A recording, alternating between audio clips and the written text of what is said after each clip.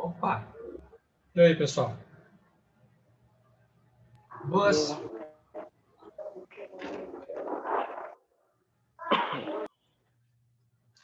Boa noite a todos. Boa noite.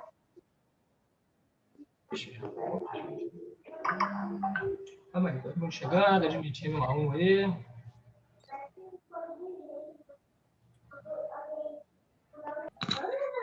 Espírito da paz. Bom dia, boa noite. E aí, professor, boa noite, galera. Boa noite. Todo mundo Então, chegando. vamos para mais uma aula, né? Mais uma. Graças De a Deus. muitos. De muitas que vocês terão aí pela frente no curso de vocês. Verdade. Bênção de Deus. Só Estudar é muito. alegria. Se eu fosse mais novo, eu faria outros cursos, sabe? Eu já estou.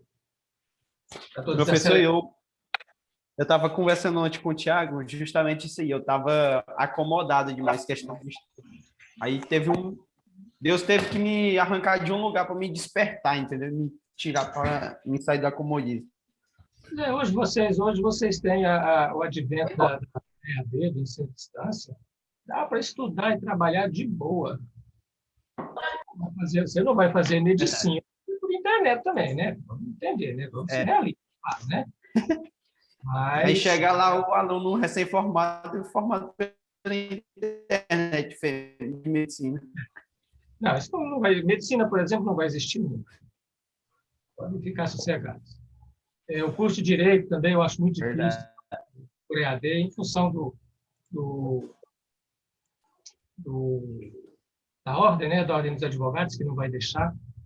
E é um pouco reserva de mercado também, né? Se você faz um curso por EAD, daqui 5, 6 anos, 7 anos, você tem milhares e milhões de advogados no mercado. É difícil trabalhar, né? Complicado. Verdade. E outras coisas. Mas tem muito curso bom aí para se fazer na internet.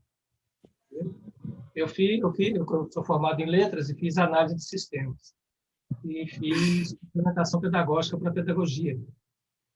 Voltei pedagogia, eu fiz por EAD. Porque eu não tinha tempo. Queria estudar mais um pouco. Isso é verdade. Eu ainda vou fazer geografia ainda. EAD também. É bom, geografia é bom. É um curso muito bom, geografia. É um curso muito bom. Também eu gosto de história.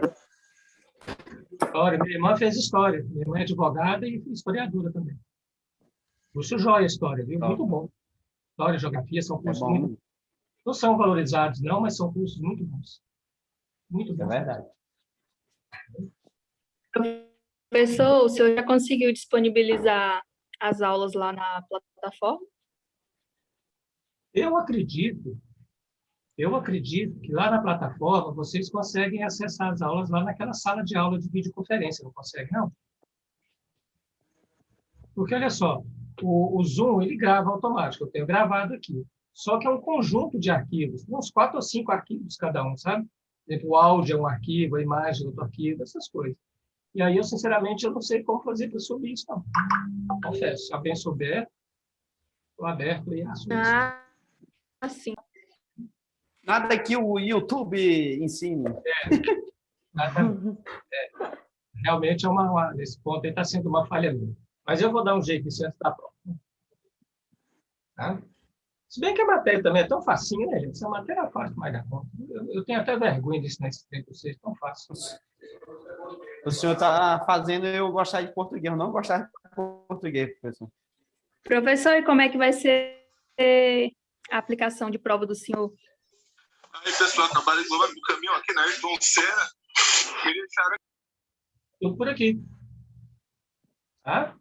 A prova é Tá, online. não é porque a nossa professora, ela disponibilizava tipo de 8 da manhã à meia-noite, né? Aí nós tínhamos esse tempo para fazer. Olha, se é de 8 da manhã, eu não sei. Até onde eu sei é das 7 da noite, meia-noite. Que é o horário da aula, né? Entendeu? Entendi. Essa Tá bom, já. como é que eu vou dizer? formação que eu tenho. Tá? Mas é tranquilo. A minha prova é fácil, não é nada obviamente, que eu não vou pedir nada que eu não tenha dado aqui, é óbvio. Né? É moleza. Ainda mais vocês vão fazer em casa, gente. Assim demais. Mamão com açúcar. Espero que o senhor não seja que não o professor em questão de prova, de avaliação. Tinha um professor nosso de matemática aqui na nossa cidade que ele passava uma questão, mas essa questão, a resposta dele era 2 folhas. Eu já fiz prova de só uma questão também. Começava a resolver num dia e terminava no outro. Meu curso de análise de sistemas era provas assim, realmente, virar o cabeção.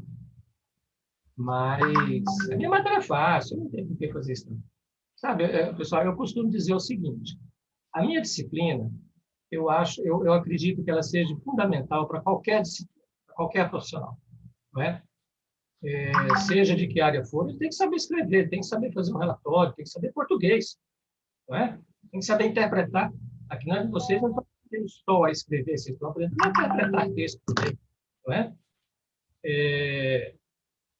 Mas ela não é fundamental no curso de vocês. Não é? Se vocês não fizerem esse curso, por exemplo, vocês não serão administradores, contadores, enfermeiros, engenheiros melhores ou piores porque não fizeram essa disciplina. Não é? Tanto é que essa disciplina ela é dita do núcleo comum dos cursos, porque todos os cursos têm essa disciplina. Tanto é que tem aluno aqui de vários cursos. Não é? Então, eu não costumo pegar muito pesado com os alunos da minha disciplina. Eu sou mais light na minha disciplina. Entendeu? Por quê? Graças a Deus.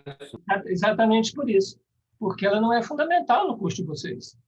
Entendeu? Mas ela ajuda bastante. Mas tem que aprender, é claro. Né? Eu também não vou dar 10 para todo mundo. Né? Não é fácil assim, não. Vocês estão entendendo? Diferentemente, por exemplo, uma disciplina dessa no curso de letras. Aqui na faculdade, nós tínhamos o curso de letras. Eu era coordenador do curso de letras. Aqui. Aliás, ainda sou, porque o curso ainda existe, só não tem aluno.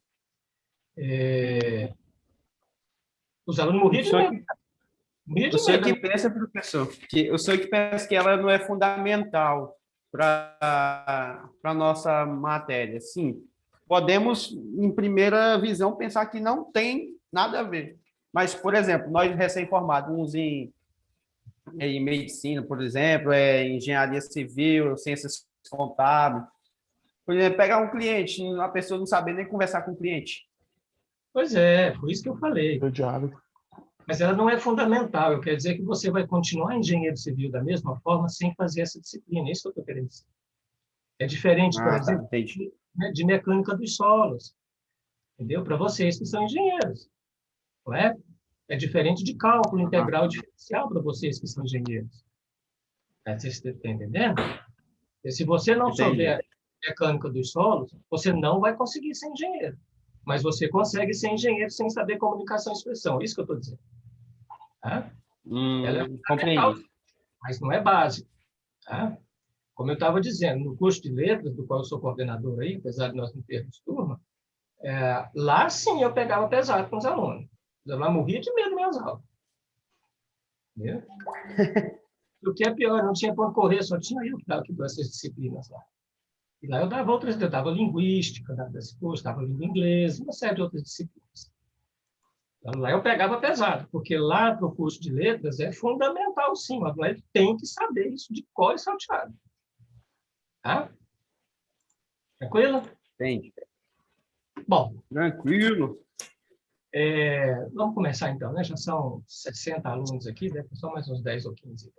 Vamos começar. Eu estava pensando que eu vou passar aqui, em vez de passar os slides, para quem acessou a plataforma, viu que eu não disponibilizei nenhum documento hoje, né? Porque nós vamos usar o mesmo slide que nós usamos ontem. É a continuação daquele slide, por isso que eu não postei hoje. Tá? E até porque eu continuo com problema para... Boa noite. Boa noite, Lisa. Vamos desligar os áudios aí, pessoal, por favor.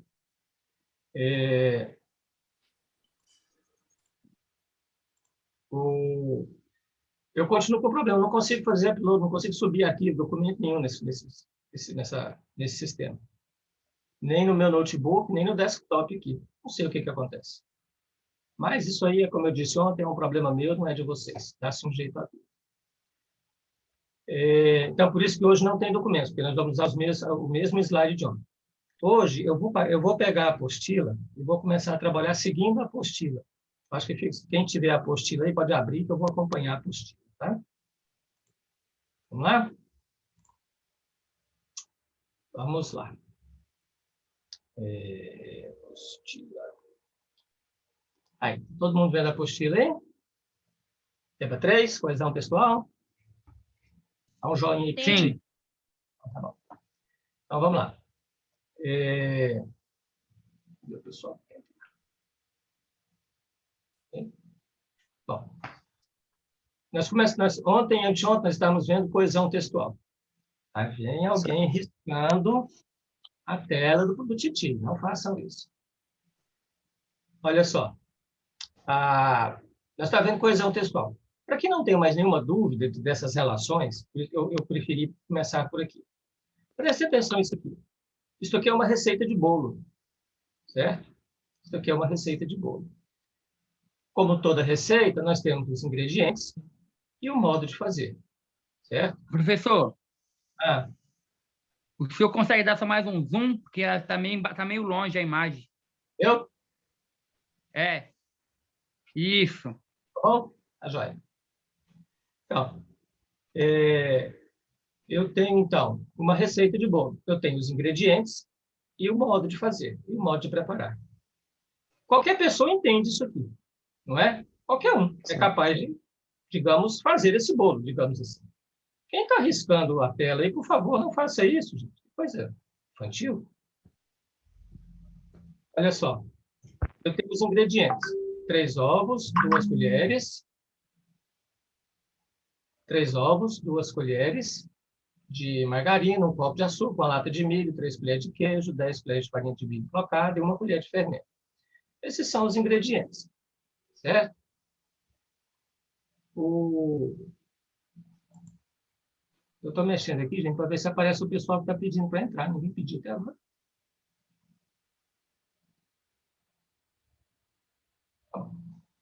Tá. Entendido, então, aqui os ingredientes. Presta atenção no modo de preparar. Coloque o milho com o líquido liquidificador. O milho. Que milho é esse? A que milho o milho se refere? A uma lata de milho, não é? Então, eu posso dizer que o milho mantém uma relação de sentido com uma lata de milho. Não é outra lata qualquer, não é outra coisa qualquer. É esta lata de milho aqui. Certo? Certo. Bata da massa. Em seguida, coloque a margarina, o açúcar, o queijo, os ovos e bata até misturar bem. A margarina se refere a quê ou a quem? Hein? Perguntando, pessoal. Colheres de margarina. A esta margarina aqui, não é? A estas 2 colheres de margarina. O açúcar. O açúcar se refere a quê ou a quem? A 1 copo de açúcar. Então, o açúcar mantém uma relação de sentido com 1 copo de açúcar. Da mesma forma, o queijo e os ovos. Todas essas relações que eu citei, do milho, da margarina, do açúcar, do queijo, dos ovos, são relações de coesão textual. Isso nada mais é do que a coesão que nós vimos ontem e anteontem. Só que eu acho que aqui fica bem mais simples, mais fácil de perceber. Não é? O milho mantém uma relação de sentido com uma lata de milho. E esta relação é uma relação de anáfora, porque o milho retoma a lata de milho. Este o milho está retomando esta lata de milho. Vocês estão compreendendo? A margarina retoma esta margarina aqui. O açúcar retoma este açúcar. O queijo, as 3 colheres de queijo, e os ovos. Cadê os ovos? Os ovos. Lá em cima. Os ovos. Então, isso nada mais é do que uma relação semântica. Então, todas as relações semânticas, elas têm uma relação de o que ou quem. Como naquele exercício que eu pedi para vocês fazerem. Diga a que ou a quem os elementos do texto, sublinhados, um negócio assim, se referem no texto. Não tinha segredo. Exercício super simples. Um pontinho de graça. De graça. Não é? Para quem lê o texto, para quem teve o cuidado de ler o texto primeiro, não teve a menor dificuldade de fazer. Só teve dificuldade para fazer aquele exercício quem não leu o texto. Porque já foi logo na danação, na correria, querendo fazer o exercício direto. Que eu garanto que a maioria fez. Certeza absoluta. Tá? Então, quando vocês forem trabalhar, pelo menos na minha disciplina, e eu posso assegurar sem margem de dúvida para as disciplinas seguintes, leiam o enunciado do exercício. Leiam o texto. Entender o enunciado da questão faz parte da prova. Faz parte da prova. Tá? Se vocês não conseguiram entender o enunciado como aquele, o enunciado como eu dei da questão de ontem, que várias pessoas vieram me perguntar de novo o que era para fazer, vocês vão ter muita dificuldade para resolver minha prova, estou avisando. E olha que eu não estou sacaneando ninguém lá não, hein? Não estou sendo, como é que eu vou dizer, o bicho-papão naquela prova, não. Muito pelo contrário. Certo? Vamos prestar mais atenção nisso. Para o bem de vocês. Tá? Tanto na minha disciplina, quanto no resto do curso de vocês, todo aí, como eu falei. Então, tá. Coca-Cola no litro, é? Oi? Oi? Tá bom. Vocês entenderam isso aqui, né? Se vocês entenderam essa relação de coesão aqui, vocês vão, obviamente, entender toda a pronominalização, que são as anáforas e as catáforas, em que se utiliza um pronome para construir uma relação desse tipo aqui. Tá? Então, pronominalização a gente viu, elipse a gente viu, substituição vocabulária é aquela que eu falei para vocês que eu ia deixar de ver com vocês, porque hiperônimo e hipônimo eu acho muito complicado explicar por aqui. Então, eu prefiro não ver com vocês. Mas quem quiser, dá uma lida com calma nisso aqui, na apostila, que serve para vocês aumentarem aí o vocabulário de vocês. A substituição vocabular, obviamente, nada mais é do que a troca vocabular. Trocar uma palavra por outra. Isso é substituição vocabular. Eu posso usar um sinônimo. Sinônimo é sinônimo. Não é? Não há rapaz e moço, menino e criança. Né? Vai por aí.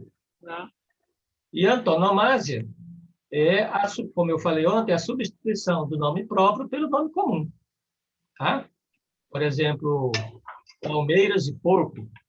Não é? O que mais? Corinthians e Gaviões, né? Acho que é isso. Tchau. Qualquer coisa assim. É a substituição do nome próprio pelo nome comum, pelo apelido. Tá? Advérbio nós vimos e repetição do nome ou par do nome nós também vimos. Então, isso aqui eu acho que ficou bem claro para vocês. Não tem segredo nenhum mais isso aqui. Leiam a apostila com bastante calma para fazer a prova, estudando para a prova. Certo? Leiam a apostila. Esse texto aqui, anafóricos e catafóricos, é um texto que eu nunca uso, mas aí vocês dão uma lida para vocês verem mais ou menos. É um texto aqui mais engraçado do que qualquer outra coisa. Tá? Articulação sequencial ou por conexão. Não, de qualquer forma, não daria tempo da gente ver isso aqui nessas aulas por videoconferência, por aulas remotas, tá? Isso aqui não vai cair na prova. Articulação sintática. Não vai cair na prova, tá?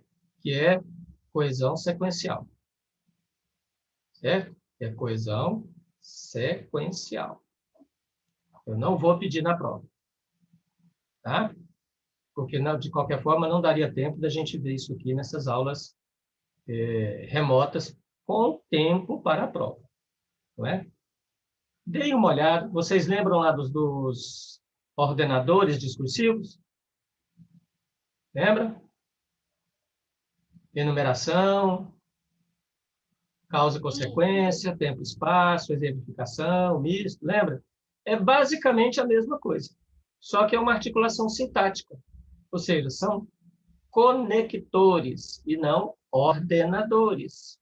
Lá atrás, na construção do parágrafo padrão, são ordenadores discursivos, certo? Que dão ordem. Esses de articulação, a coesão sequencial, que são os articuladores sintáticos, eles são conectores, ligam ideias, uma ideia com outra ideia.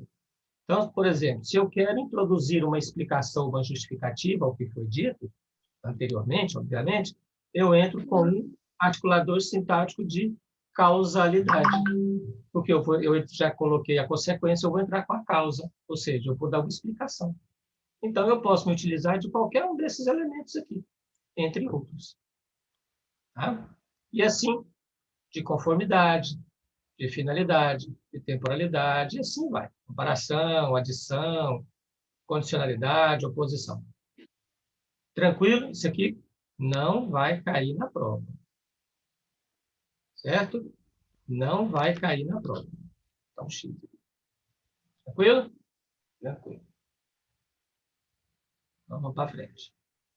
Aquele texto que eu falei para vocês, que eu pedi para fazerem um exercício, e o exercício que eu pedi para vocês fazerem. Então, era para ler o exercício, ler o artigo, o texto, e vem aqui, observando o texto, diga a que ou a quem se refere cada um dos itens abaixo. A mudança, lá no primeiro parágrafo, tá aqui. A mudança, tá aqui. Para quem lê o texto, ficaria fácil. Fica fácil de resolver, né? A mudança se refere a quê ou a quem? Políticos. Não, é o político. Não é. A mudança é a troca dos apartamentos funcionais pelos flats do Blue Hotel Blue. Essa é a mudança. Foi assim que eu fiz, professor. Eu imaginei assim também. Eu coloquei ele saindo de um apartamento funcional que o governo liberou para um apartamento luxuoso. Isso. Um flat. Eu fiz um mestrado em arquitetura e urbanismo na UNB em Brasília. E meu orientador morava num apartamento funcional desses lá do governo, certo? Eu conheci esses apartamentos funcionais lá. São imensos, imensos, imensos. Se dele, que é um Verdade, professor. Eu entrei em um recentemente. Se do meu professor, que já era grande daquele jeito, era um professor de universidade, eu fico imaginando de um deputado federal, de um senador do tamanho que não é. Do deputado é maior ainda, professor. Pois é. Isso que está escrito aí nesse Morada do Poder, isso é verdade? É verdade. É verdade. Sabe por quê? Eu imaginei assim, eu li tudinho e falei, gente, como é que pode, né? Pois o povo usando o auxílio moradia para poder comprar o apartamento luxuoso. Mas infelizmente todos fazem isso. Infelizmente. Mas eu também conheci esses apartamentos do Blue Tree. Tá? Eu também conheci esses. Só para ter noção, só a sala de um apartamento lá, de um flat desse do deputado é maior do que uma casa normal, tamanho padrão. Sem dúvida, sem dúvida. Só a sala. Sem dúvida. Eu também conheci esses flats aqui do Blue Tree. É realmente o luxo materializado, é o luxo em pessoa. Tá? Talvez por Coisa isso... mostrou, né? Coisa realmente do outro planeta. E eles estão fazendo essa mudança, tem lá os motivos deles, nós não vamos ficar aqui discutindo para fazer política. Mas essa mudança aqui, então, se refere à troca dos espaçosos e por tempos cobiçados apartamentos funcionais por flats de pouco mais de 55 metros quadrados. Isso mesmo. E assim proceder com todos os outros elementos. Lá no primeiro parágrafo, ele está sublinhado, para quem quiser residir lá. Este lá se refere a quem ou a quê? Hotel. Hotel Blue Tree. Aí, É isso. bonitinho. É isso. Era isso para fazer o exercício todo. Tá?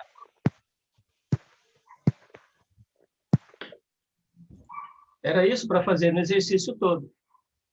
Tranquilo? Quem errou, paciência. Eu sugiro que quem tenha errado, porventura, refaça em casa hoje à noite, amanhã, para ficar com o exercício certo, para guardar, e como exercício mesmo. Tá? Porque é assim que a gente aprende, é refazendo as coisas. Tá? Tranquilo? Tranquilo. Fechou, professor. Aqui tem outros exercícios, mas eu não vou me pegar com eles com vocês, não. Nós vamos para frente. Hoje nós vamos começar com coerência textual. Eu vou pegar aqui os slides, só para vocês verem onde é que nós estamos. Para quem baixou os slides, né? Coerência. Vamos começar nesse slide aqui. Ontem eu terminei de explicar isso aqui, não é? Que são os tipos de coesão textual, pronominalização, a substituição vocabular, que eu disse que não ia ver com vocês, a elipse, que é o apagamento, a supressão, advérbios, repetição vocabular e a coesão sequencial, que é aquela articulação sintática que eu também disse que não ia ver porque a gente não tem tempo. Nesse modelo de aula aqui que a gente está utilizando. Então, vamos passar para a coerência. Certo? Qual que é o conceito, então, de coerência? A coerência está diretamente ligada à possibilidade de estabelecer um sentido para o texto, ou seja, ela é o que faz com que o texto faça sentido para os usuários, devendo, portanto, ser entendido como um princípio de interpretabilidade ligada à inteligibilidade do texto numa situação de comunicação. Ou seja, é a coerência do texto que faz com que a gente entenda o texto. Isso é interpretabilidade. Eu só consigo interpretar um texto qualquer se ele for coerente. Se o texto for incoerente, se ele não tiver coerência textual, é aquele texto que a gente lê e não sabe o que ele diz. A gente não consegue entender o que o cara falou no texto. Tá? Agora, como eu disse ontem, o texto coerente não precisa necessariamente ser coeso. Mas o texto coeso é obrigatoriamente coerente. Certo? Entendido? Então, o texto para ser interpretado ou interpretável, para ser inteligível, capaz de que nós consigamos entender o que está escrito no texto, ele deve obrigatoriamente ser coerente. A coerência, então, é a continuidade de sentidos entre os conhecimentos ativados pelas expressões no texto. Ou seja, isso aqui é o conceito de Marcuse, da professora Marcuse. Acho que é professora mesmo. A gente chegando agora. Então, por quê? Porque existem mecanismos mentais que ativam os conhecimentos à medida que nós vamos lendo o texto. Certo? Nós chamamos de estruturas cognitivas. Bom? Então, é a coerência que faz com que uma sequência linguística qualquer seja vista como um texto, porque a coerência, através de vários fatores, que permite estabelecer relações sintático-gramaticais, semânticas e pragmáticas entre os elementos da sequência, sejam morfemas, palavras, expressões, frases, parágrafos, etc. Permitindo construí-la e percebê-la na recepção como uma unidade significativa global. Portanto, é a coerência que dá textura ou textualidade à sequência linguística. Já? Então, vamos fazer 2 aulas. entendendo-se por textura ou textualidade aquilo que converte uma sequência linguística em texto. Então, é a coerência que faz com que o texto seja percebido como texto, através dessas relações sintático-gramaticais, semânticas e pragmáticas. Sintático-gramaticais refere-se às relações gramaticais, à utilização dos elementos, das normas, das regras gramaticais na construção da sintaxe, na construção das frases, das orações, do texto em si. Certo? Essas relações semânticas são as relações de sentido, que é o que nós estamos vendo, como baleia e peixe, por exemplo, como baleia e mamífero, já que baleia é um animal mamífero, ok? Carlos e Carlinho, e vai por aí afora. Né? E pragmáticas, aquelas que são de uso. A pragmática é uma corrente de pensamento americana, nasceu com Chomsky, nos Estados Unidos, que diz que tudo que é de uso é correto. Particularmente, não gosto muito da pragmática. A pragmática diz que tudo que é de uso é correto. Então, segundo a pragmática, se uma comunidade linguística, como um todo, fala nós vai, a gente é, 2 pão e 3 real, se a comunidade toda se utiliza desses elementos, isso passa a ser correto nos olhos da gramática. Nunca aos nossos olhos, porque nós estudamos a língua padrão culta. Certo? Então, não venham me dizer, então, que nós é jeca, nós é joia, é correto, porque não é. Porque nós fazemos uso da língua padrão culta. Tranquilo? Tranquilo. Fatores de coerência. Não, nem sei o que eu quero. Vamos voltar lá na apostila. Cadê a apostila?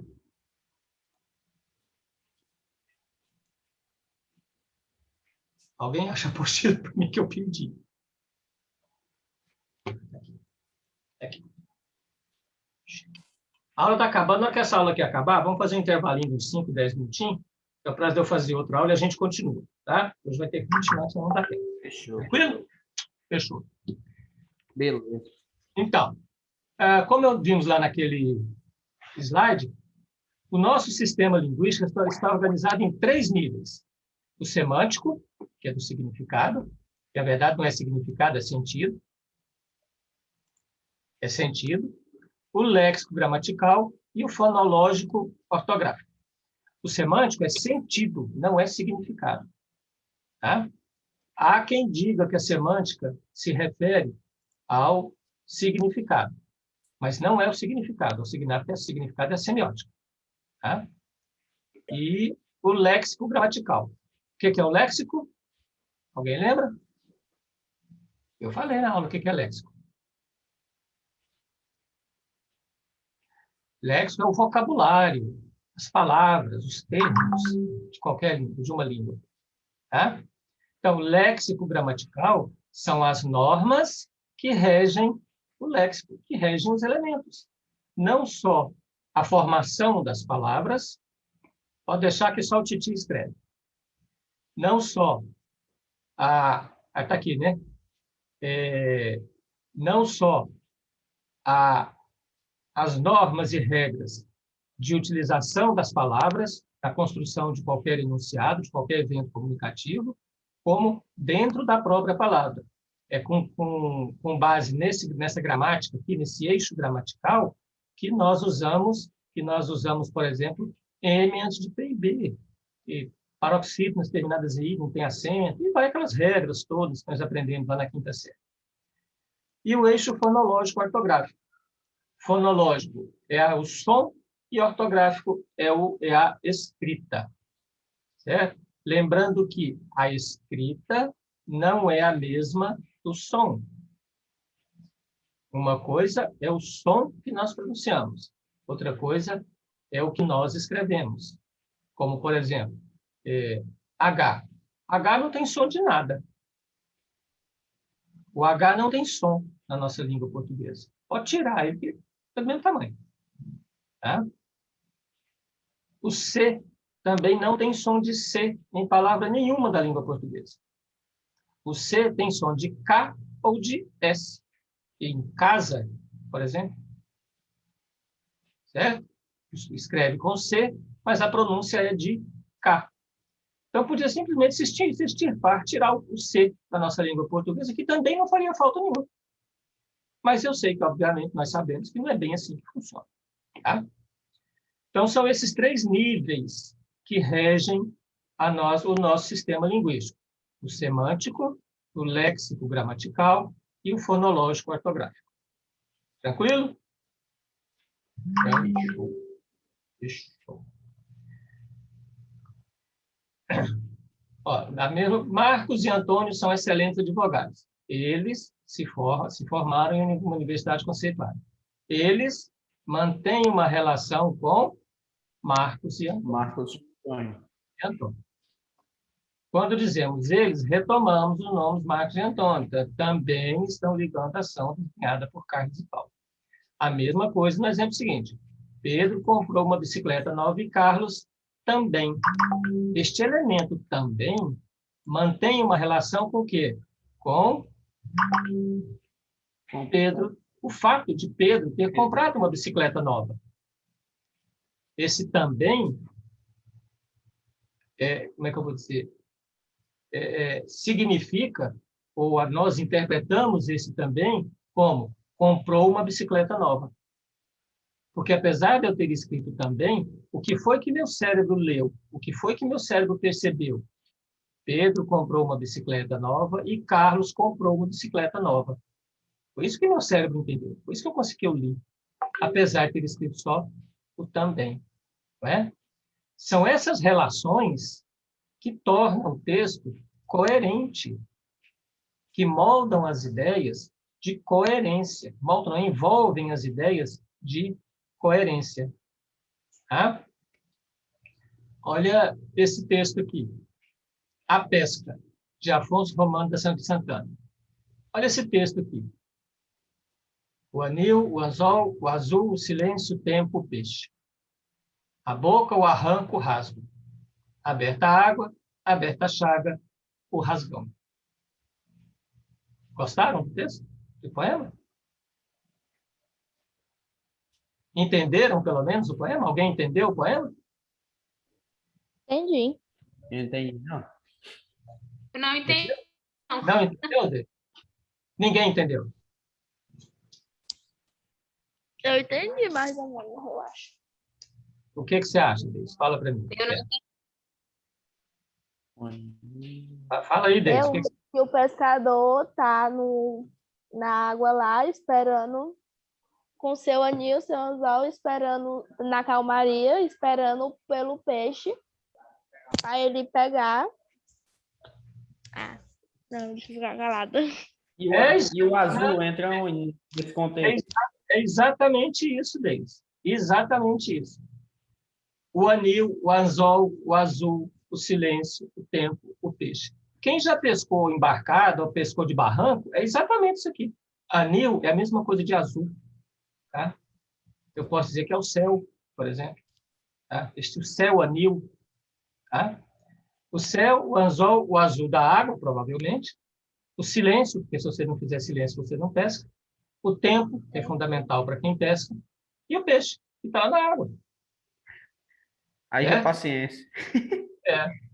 A boca, o arranco, o rasgão. A boca, o arranco, o rasgão. Cara, fisgou o peixe. Não é assim? Você não dá um arranco assim, um fisgão, dá um rasgo na boca do peixe? Aberta a água, aberta a chaga, o rasgão. Tirei o peixe da água. Chamada fisgada. Tirei o peixe da água. É só uma figura poética de tirar o peixe da água. Então, apesar de ter tem algum elemento de coesão aqui? Vocês estão vendo algum elemento? Lembra lá dos elementos de coesão?